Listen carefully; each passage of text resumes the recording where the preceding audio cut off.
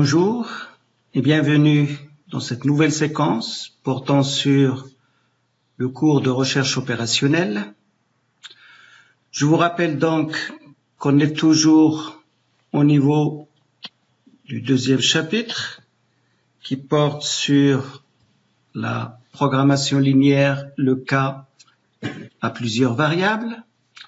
Je rappelle aussi qu'on a eu l'occasion de traiter la résolution de ce type de problème moyennant la technique du simplex.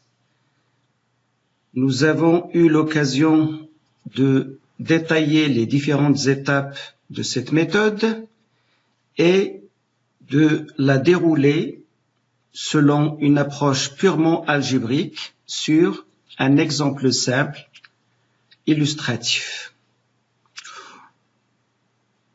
Aujourd'hui, nous allons reprendre donc cette même technique, mais on va voir comment la dérouler moyennant une démarche beaucoup plus pratique basée sur une succession de tableaux qui vont permettre donc de déterminer la solution optimale de ces problèmes. Je rappelle que l'algorithme du simplex est un algorithme itératif qui nous permet de déterminer la solution optimale d'un programme linéaire moyennant une succession de solutions intermédiaires. La démarche, je le rappelle, consiste à amorcer les itérations de cette méthode moyennant une solution dite solution de base réalisable initiale et moyennant des critères d'optimisation de passer d'une itération à une autre tout en améliorant la valeur de l'objectif. Donc, je vais reprendre l'exemple précédent, exemple à deux variables, considéré sous sa forme standard, qui, je rappelle, est la forme où le système de contraintes est traduit sous forme d'équation moyennant l'introduction d'un certain nombre de variables d'écart ici, par exemple E1, E2, E3 dans notre exemple. Et rappelez-vous que on avait montré comment déterminer une solution de base de départ immédiate ou triviale si vous voulez, et qui en général correspond tout simplement au point origine, que ce soit du plan, que ce soit si vous voulez aussi de l'espace de travail. Donc dans notre cas, la solution initiale, c'était la solution correspondant à annuler les variables x et y. Alors, quand on annule les variables x, y, d'après le système, on voit bien que les variables d'écart reçoivent les seconds membres du système. Alors, cette solution, on avait aussi explicité comment on peut la décomposer en deux types de variables. Des variables dites de base qui sont non nulles. Ici, ce sont les variables d'écart, E1, E2, E3. Et les autres variables nulles, en l'occurrence ici x et y, qui sont dites des variables hors base. La fonction objectif est nulle pour cette solution et donc évidemment on avait dit que c'était une solution qui n'est pas du tout optimale. Et donc toute la question est comment donc déterminer la solution optimale à partir de cette solution de base initiale. Alors, rappelez-vous, au niveau de la méthode algébrique, on avait détaillé pas à pas les différentes étapes et on avait vu à chaque fois comment améliorer l'objectif. Alors, cette amélioration, rappelez-vous, se faisait moyennant tout simplement le fait de faire passer une variable hors base de sa valeur nulle donc vers une valeur qui est strictement positive. Chose qui se traduit par l'annulation d'une variable de base. Et on avait parlé de la notion de variable entrante, variable sortante, et ce qui nous permet donc par ce procédé de traduire une solution en une nouvelle solution, mais avec une amélioration nette de l'objectif. Donc ces démarches-là, on va voir comment les traduire moyennant cette nouvelle approche basée sur la notion de tableau simplex, des tableaux qui correspondent tout simplement à des matrices. Donc on va voir comment construire le premier tableau et ensuite comment transformer ce tableau en un nouveau tableau qui va correspondre à une nouvelle solution améliorante et ainsi de suite jusqu'à ce qu'on arrive à la solution optimale. Alors, comment construire le premier tableau? Alors voilà le premier tableau qui correspond à notre solution de base réalisable initiale. Alors commentons un peu ce tableau. Bon, je rappelle quand même que au niveau de la littérature, vous trouverez des fois une variété de présentations de ces tableaux. Donc, en particulier, moi, j'ai retenu une présentation qui m'a paru la plus intuitive et donc la plus simple à comprendre. Et donc, qui consiste d'abord à placer en première ligne toutes les variables du problème. Donc, on voit bien ici les variables x, y qui sont les variables de décision et les variables d'écart E1, E2, E3. Donc, on met toutes les variables au niveau de la première ligne. Au niveau de la première colonne, on situera surtout les variables de base. Les variables de base, en l'occurrence pour nous, c'est les variables d'écart E1, E2, E3. Au niveau de la dernière colonne que j'ai intitulée R, la colonne R, que contient cette colonne? Elle contient tout simplement les valeurs du second membre, des contraintes, au niveau du premier tableau. Donc on voit bien ici les seconds membres de notre problème 1320, 350 et 900 qui ne sont autres que, comme on l'a vu, les valeurs des variables de base, ici les variables d'écart. Au niveau de la dernière ligne, on voit ici une ligne que j'ai intitulée Z, donc c'est la ligne de l'objectif, et que comporte cette ligne? Ben, tout simplement les coefficients économiques respectivement aux variables qui sont au-dessus, donc 100 pour X, 120 pour Y. Évidemment, pour les variables d'écart, c'est des valeurs nulles. Les variables d'écart, c'est juste des variables qu'on a introduites, évidemment, pour transformer les inégalités en égalités. Alors, une dernière case, ici, ici, on va mettre tout simplement la valeur de l'objectif à chaque fois, c'est-à-dire la valeur qui correspond à l'expression grand Z. Alors là, j'ai mes valeurs de moins Z, on va voir pourquoi, au fur et à mesure.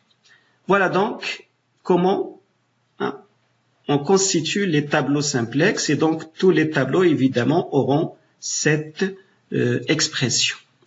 Donc aussi rappelons que chaque tableau correspond forcément à une solution de base. Donc ici c'est notre premier tableau, c'est le tableau qui correspond à notre solution initiale.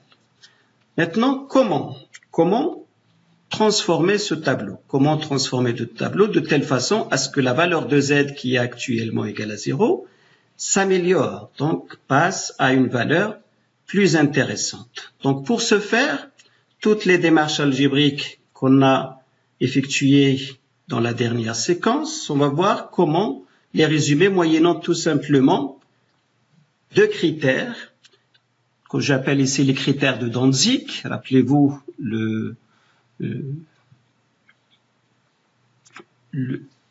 j'allais dire l'inventeur donc de cette technique du simplex, et ces deux critères vont tout simplement nous permettre de choisir ce qu'on avait appelé, rappelez-vous, la variable entrante et la variable sortante.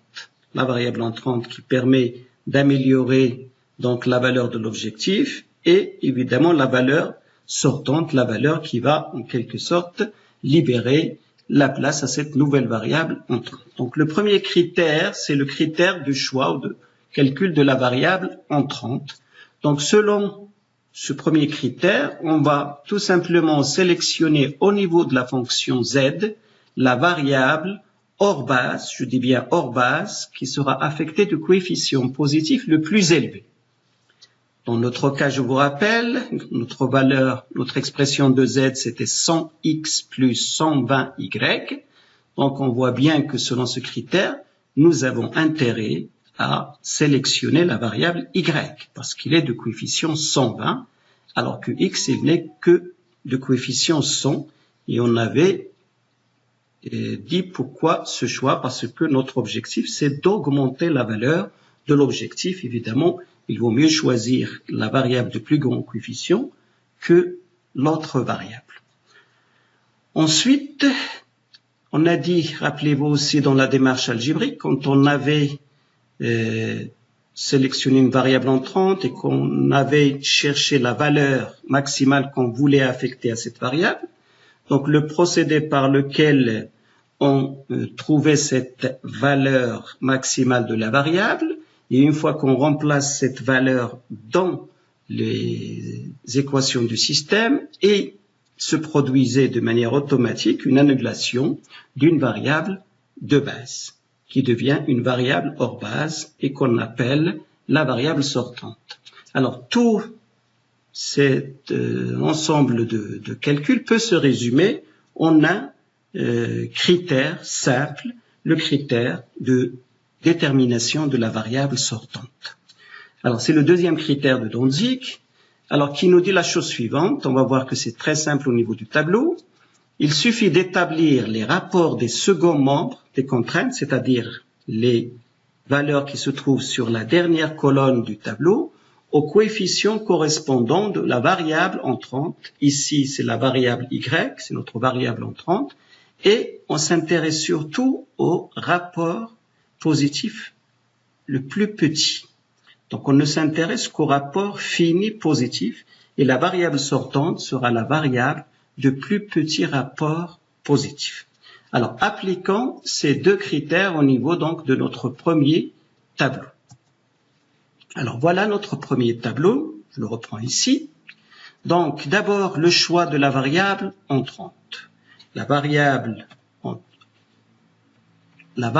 entrante, on a dit, c'est la variable correspondant au plus grand coefficient au niveau de la ligne z, coefficient de la fonction économique. Or, ce coefficient, correspond bien à la variable y. Donc, la variable entrante, ici, c'est la variable y. Maintenant, comment calculer la variable sortante parmi les trois variables d'écart E1, E2, E3? On va établir le rapport, les rapports successifs entre la colonne que j'ai intitulée R et entre la colonne des coefficients de la variable entrante. Donc ici, la colonne 3, 1, 3. Ce qu'on a résumé ici, donc 1320 divisé par 3, 350 divisé par 1 et 900 divisé par 3. Les trois rapports ici sont des rapports finis positifs, 440, 350, 300. Donc, le minimum, on va retenir le minimum. La variable qui correspond à ce rapport minimum n'est autre que la variable E3. Donc, la variable E3 sera la variable sortante, dans notre cas, donc, dans cette première itération du simplex. Alors maintenant, si on regarde l'intersection de la colonne, de la variable entrante et de la ligne de la variable sortante, évidemment, cette intersection est toujours constituée d'un élément, d'une valeur, d'un nombre. Ici, c'est le nombre 3. Alors, cet élément-là, c'est ce qu'on appelle le pivot. Donc, le pivot, c'est l'intersection toujours de la colonne de la variable entrante et de la ligne de la variable sortante. Et si on l'a appelé pivot, c'est pas par hasard, c'est que sa ligne va nous servir comme ligne de ce qu'on appelle le pivotage, c'est-à-dire l'opération qui consiste à transformer ce tableau en un nouveau tableau qui va correspondre à une nouvelle solution qui va améliorer la valeur de l'objectif. Alors, pour faire ces calculs de transformation, on va tout simplement utiliser des opérations classiques sur les lignes, des opérations que vous avez étudiées au niveau du calcul matriciel, ce qu'on appelle les opérations ou les manipulations élémentaires, suivant les lignes d'une matrice. Donc, je vais intituler pour l'instant, par exemple, les 4 lignes de mon tableau L1, L2, L3 et L4. Et on va voir comment, justement, transformer ce tableau en un nouveau tableau plus intéressant. Alors, cette transformation consiste tout simplement à transformer la colonne du pivot, c'est-à-dire de la variable entrante, en une colonne unité. Hein? Regardez, les variables, par exemple, actuellement de base, sont des variables E1, E2, 3. Toutes leurs colonnes sont des colonnes unités. Y, qui va devenir une variable de base, sa colonne aussi doit devenir une colonne unité. Donc, la transformation de tableau se fera ainsi. Y va se substituer à E3 et la colonne du tableau doit devenir une colonne unité, c'est-à-dire une colonne où il va y avoir que des zéros, sauf à l'intersection, je dirais avec elle-même, où ça doit être égal à 1. Donc, c'est-à-dire au niveau du pivot. Donc, on voit déjà que le pivot doit devenir égal à 1 si jamais il n'est pas égal à 1. Alors, les opérations du pivotage qu'on va utiliser pour transformer le tableau peuvent être donc faites selon ces deux opérations. Alors d'abord, comme je viens de le dire, si le pivot est différent de 1, on va diviser toute la ligne par ce nombre. Par exemple, dans notre cas, on va diviser donc toute la ligne du pivot 3 par 2. Donc 2 par 3, 3 par 3, 0 par 3, 1 par 3 et 900 par 3. Donc ça va nous donner forcément un 1 au niveau de 3. La deuxième opération, c'est comment transformer les autres éléments qui sont sur la colonne du pivot en une colonne unité. Donc pour ce faire, on va tout simplement utiliser des opérations élémentaires suivant les lignes, mais en se basant sur la ligne du pivot. Donc c'est la ligne de pivot qui va servir comme base pour éliminer évidemment les autres valeurs et les transformer en 0. Alors, je rappelle les opérations élémentaires suivant les lignes. On peut les résumer en 3 types d'opérations. On va les voir ici si vous voulez. Pardon, je vais les résumer.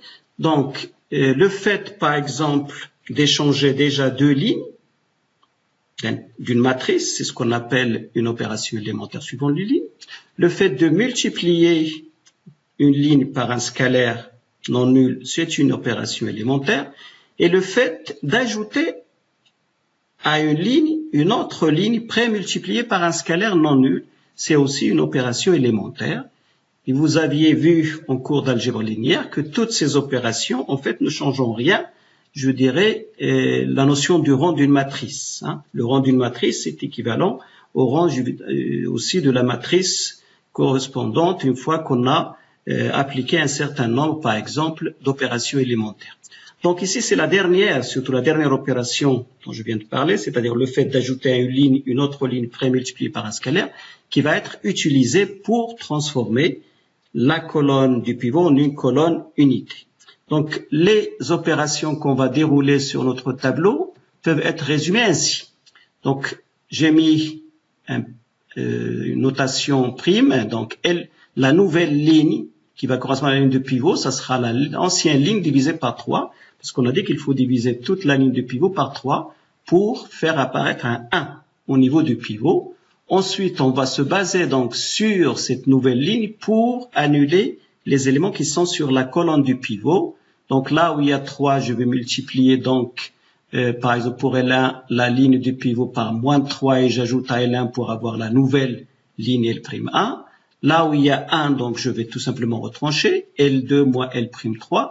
Et là où il y a 120, pardon, là c'est la dernière ligne, je vais pré-multiplier la ligne du pivot par moins 120 que je rajoute à l'ancienne ligne pour avoir la nouvelle ligne du tableau. Donc, si vous effectuez ces différentes opérations, votre ancien tableau se transformera tout simplement en ce nouveau tableau. Donc, remarquons bien, vous voyez là, nous avons le 1, déjà, le pivot, et nous avons que des zéros. Donc, le fait d'avoir appliqué les différentes opérations précédentes nous donne ces nouveaux coefficients. Donc, qu'est-ce qu'on peut dire de ce nouveau tableau? Le nouveau tableau résume toujours la nouvelle solution. Et donc, sa lecture est simple. On regarde les variables qui sont au niveau de la première colonne. Ce sont des variables de base. Donc, E1 est égal à 420, E2 est égal à 50 et Y égal à 300. Le reste des variables qui ne figurent pas ici, par exemple ici X et E3, sont des variables hors base, ça veut dire qu'ils sont nuls. L'autre remarque, c'est la valeur. Vous voyez là, on est passé de 0 à moins 36 000 et c'est pourquoi j'ai dit c'est la valeur de moins Z. Donc en fait, la vraie valeur de Z, c'est la valeur absolue, c'est 36 000. Donc là, on est passé de 0 à 36 000. Vous voyez bien qu'on a amélioré la solution optimale. Et je répète encore une fois, la colonne de la nouvelle variable entrante est devenue une colonne unité. Donc, les colonnes des variables de base, E1, E2, Y, forment bien une matrice, une sorte de matrice unité où il n'y a que des zéros, et sauf un élément qui est unitaire, qui est égal à 1. Voilà, donc, la nouvelle solution optimale. Maintenant, la question, c'est est-ce que la solution obtenue est optimale? Là, rappelez-vous, au niveau de la méthode algébrique, on avait utilisé la démarche suivante. On exprimait au fur et à mesure la fonction économique en fonction des seules variables hors base et on regardait s'il y avait toujours une possibilité d'améliorer Z en faisant passer l'une de ces variables hors base en une variable hors base, en une variable de base. Alors ce critère-là, on peut le résumer en un troisième critère, ce que je vais appeler le critère d'arrêt, c'est-à-dire quand est-ce qu'on doit arrêter les itérations simplexes, donc les transformations de tableau. Donc là, c'est très simple. Il suffit de regarder au niveau de la dernière ligne de l'objectif, la ligne Z, et de regarder les signes des valeurs figurant sur cette ligne. Si tous les coefficients sont négatifs ou nuls, alors on ne peut plus améliorer la valeur de l'objectif. Ça veut dire que une solution optimale a été atteinte. Et en général, c'est la solution correspondant au dernier tableau obtenu. Donc, si on regarde ici dans notre cas, les valeurs qui figurent sur la dernière ligne, c'est 20, 0, 0, 0 et moins 40. Donc, on voit bien qu'il y a encore une valeur qui est strictement positive. Donc, ça veut dire qu'il y a encore possibilité d'améliorer la valeur de l'objectif. Et donc, on va réitérer le processus, c'est-à-dire qu'on va engager une nouvelle itération du simplex, choix d'une variable entrante, calcul d'une variable sortante et opération de pivotage.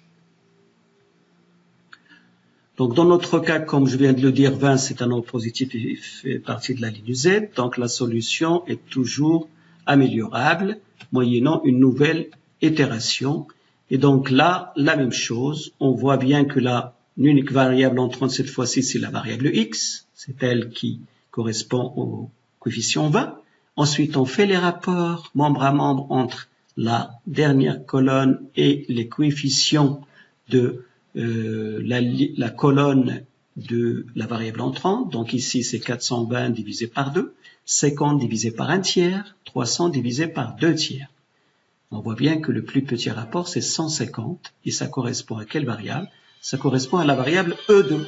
Donc E2, c'est une variable, c'est la nouvelle variable sortante. L'intersection de la colonne de la variable entrante X et de la ligne de la variable sortante E2 forme ce que j'appelle le pivot. Donc le pivot ici est égal à 1 tiers. Et donc on doit faire maintenant l'opération de pivotage moyennant les différentes opérations élémentaires suivant les lignes de notre tableau. Donc on voit bien ici que le pivot est égal à 1 tiers. Ça veut dire qu'il faut multiplier la ligne de pivot par 3. 3 fois 1 tiers, ça nous permet d'avoir un 1. Et donc une fois qu'on a obtenu un 1, bien sûr il faut multiplier toute la ligne par 3. On va annuler les valeurs qui sont sur la colonne, c'est-à-dire le 2, les 2 tiers et 20. Et tout ça en utilisant les opérations élémentaires, mais en se basant sur la nouvelle ligne de pivot où figure l'élément 1. Alors, si j'appelle là aussi L1, L2, L3, L4 les lignes de mon tableau, donc L2 va se transformer en une nouvelle ligne L'2 que je vais multiplier ici par 3, Et après, évidemment, à chaque fois, je multiplie par le coefficient précédé de sin moi et j'ajoute la ligne donc du pivot prémultiplié par ce coefficient aux différentes lignes pour annuler les différents termes de la colonne de la variable ici entrante, la variable x. Ce qui nous permet, évidemment, moyennant ces opérations-là, comme je viens de dire, donc je dois multiplier 3 la ligne 2 pour avoir la nouvelle ligne L'2 et je vais utiliser cette nouvelle expression de la ligne du pivot L'2 pour annuler évidemment les termes qui sont sur la colonne du pivot. Donc je vais multiplier par moins 2 et j'ajoute à L1 pour la nouvelle ligne L'1. Je multiplie par moins 2 tiers la ligne du pivot que j'ajoute à la ligne L3 pour avoir la nouvelle ligne L'3 et la même chose pour au niveau de la dernière ligne Z, je multiplie par moins 20 que j'ajoute à la quatrième ligne pour avoir la nouvelle ligne notée ici L'4. On obtient donc le tableau suivant et donc on voit encore une fois que, vous voyez, la colonne de la variable entrante est devenue une colonne unitaire 0, 1, 0, 0. Donc la variable, évidemment, x qui était variable entrante, vous voyez, il a pris la place de la variable sortante qui est la variable E2. Et donc, les nouvelles variables de base sont E1, X, Y, avec comme valeur respective 120, 150, 200. Et on voit bien que la valeur, encore une fois, en prenant la valeur absolue ici, c'est 39 000. On est passé de 36 000 à 39 000. Donc, on a bien amélioré notre fonction économique, la fonction grand Z. Voilà. Donc, on vient de terminer la nouvelle itération. Donc, on obtient la nouvelle solution améliorante et la même question, est-ce que la solution est optimale? J'applique le critère d'arrêt. Tous les éléments ici de la ligne Z sont négatifs ou nuls, 0, 0, 0, moins 60, moins 20. Donc d'après le critère d'arrêt, on doit mettre fin aux itérations simplexes. Ça veut dire que la solution correspondant à ce tableau-là est une solution optimale. Et cette solution optimale, c'est quoi? C'est x égale 150, y égale à 200, et évidemment E1 pour les variables d'écart égale à 120. Les variables E2 et E3, qui sont des variables hors base, sont des variables nulles. Voilà la solution optimale. Donc c'est exactement la même solution obtenue lors de la méthode algébrique. X égale à 150, y égale à 200, et z optimale égale à 39 000. Donc, x, y sont les variables principales, les variables de décision. Alors, pour les variables d'écart, je rappelle encore une fois la signification et l'interprétation de leur valeur. Pour ce qui est de la variable d'écart E1, qui est égale à 120 dans le dernier tableau, là, ça, on avait dit que ça veut dire que la première contrainte correspondant au programme linéaire n'est pas saturée. Ça veut dire en substituant les valeurs de 150 et 200 dans la contrainte, l'inégalité est toujours de mise. Si vous mettez x et y dans la première contrainte, c'est-à-dire 4 fois 150 plus 3 fois 200, on obtient 1200. 1200 alors que le second membre, c'est 1320. Donc, vous voyez, c'est strictement inférieur. Si vous faites la différence entre les deux, vous tombez exactement sur la valeur de la variable d'écart. Par contre, les variables E2 et E3 sont nulles. Ça veut dire que les contraintes, au contraire, sont saturées par la solution trouvée. D'ailleurs, si vous remplacez dans l'expression des contraintes, 150 plus 200x plus y, donc on voit que c'est égal à 350, et 2x plus 3y, 2 fois 150 plus 3 fois 200, on voit que c'est égal à 900. Les inégalités, au contraire, sont devenues des égalités. Ça veut dire que les contraintes sont bien saturées par la solution optimale. Donc, voilà. Donc, comment on résume les calculs, les différents calculs moyennant ces tableaux simplex. Donc, c'est la démarche, comme j'avais dit, qui est la plus utilisée surtout au niveau pratique, c'est-à-dire la démarche qui est, par exemple, programmée au niveau des machines. Maintenant, on va dire un petit mot pour conclure ce chapitre. Quelques remarques. D'abord, la remarque dont j'ai déjà parlé, c'est le nombre qui se trouve à l'intersection de la dernière ligne et de la colonne R, la dernière colonne, et que j'ai dit qu'il contient la valeur de Z, mais en fait, il contient la valeur de moins z, c'est-à-dire, et ça c'est dû à la manière justement d'annuler les termes qui sont à chaque fois sur la colonne de pivot. Donc il faut tenir compte de la valeur absolue. Le signe moins n'a aucune signification ici puisque z doit être positif. Z vaut bien 39 000 dans notre cas pour x égale à 150 et y égale à 200. Alors, le nombre pivot n'est pas nul. Donc, si le nombre pivot n'est pas nul, on peut des fois économiser en termes de calcul. Donc, si vous avez un 0 sur la ligne de pivot, la colonne qui contient ce 0 peut être reportée automatiquement dans le nouveau tableau. Donc, c'est pas la peine de faire des calculs, par exemple, par les opérations élémentaires. La même chose si vous avez un 0 sur la colonne du pivot. Donc là aussi, vous n'avez pas besoin de faire un calcul, parce que vous cherchez à annuler les éléments qui sont sur la colonne du pivot. S'il y a déjà des zéros, ça fait des calculs en moins. Donc, on gagne du temps en termes d'opérations élémentaires. Ensuite, une dernière remarque un peu particulière, mais qui correspond à des situations aussi qu'on rencontre très peu, c'est quand on tombe sur une valeur nulle au niveau de la colonne, la dernière colonne des tableaux, la colonne que j'ai intitulée R.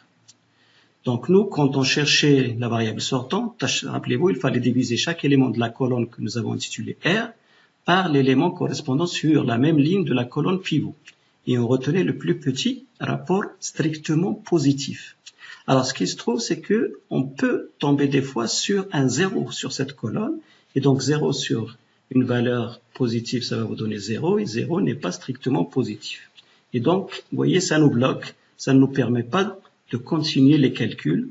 Donc, une idée ici, c'est tout simplement de remplacer, par exemple, ce 0 par un élément infinitésimal, que les mathématiciens appellent des fois epsilon, et de continuer vos calculs avec ce epsilon. Donc, vous allez trimballer en quelque sorte le epsilon de vos calculs jusqu'au dernier tableau. Donc, une fois que vous arrivez au dernier tableau optimal, là, il suffit de substituer à epsilon sa valeur nulle. Et c'est juste donc une façon donc de pouvoir continuer les itérations simplex. Voilà donc quelques remarques concernant cette manière d'utiliser donc les tableaux pour résoudre un programme linéaire d'ordre général. Donc on est arrivé à terme, je dirais, de la présentation de cette technique simplex. Maintenant, je vais revenir quand même dans une future séquence sur la solution d'amorçage des calculs, c'est-à-dire cette solution qu'on appelait la solution de base initiale, qui est importante pour démarrer les itérations simplex. Donc jusque-là, dans notre cas de problème de maximisation, on avait dit que la solution évidente, c'est de partir carrément de l'origine, d'annuler toutes les variables de décision. Et comme les valeurs des seconds membres en général sont positifs, on les affecte aux variables d'écart, ce qui nous permet donc d'amorcer nos calculs. Mais il se trouve que cette solution, des fois, n'est pas valable. Et donc, il faut trouver un autre moyen pour calculer une solution initiale réalisable pour pouvoir continuer les calculs et atteindre l'objectif. Donc, ça fera l'objet d'une séquence prochaine. Je vous remercie et je vous souhaite une très bonne continuation.